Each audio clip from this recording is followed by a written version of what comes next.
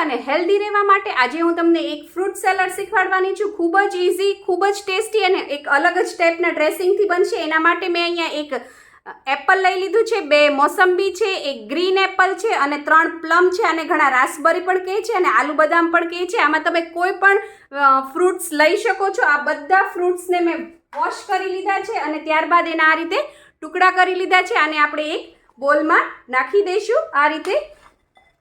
ત્યારબાદ આપણે એનું એક ડ્રેસિંગ બનાવશું. ડ્રેસિંગ બનાવવા માટે એક મોસંબીનું જ્યુસ લઈ લેવાનું છે. એ જ્યુસની અંદર આપણે નાખવાનું છે 1 ચમચી જેટલો ચાટ મસાલા પાવડર, ત્યારબાદ 1 ચપટી જેટલો કાળા મરીનો પાવડર, આ છે કાળું મીઠું છે, બ્લેક સોલ્ટ પણ કહે છે ઘણા લોકો એને, 5 ચમચી જેટલું એ નાખવાનું છે. અને આ બધી વસ્તુને છે એ સરસ મિક્સ કરી દેવાનું છે અને મિક્સ કરી અને આને સલાડની અંદર આ રીતે રેડી દેવાનું છે. ત્યારબાદ ટોસ કરી લેવાનું છે.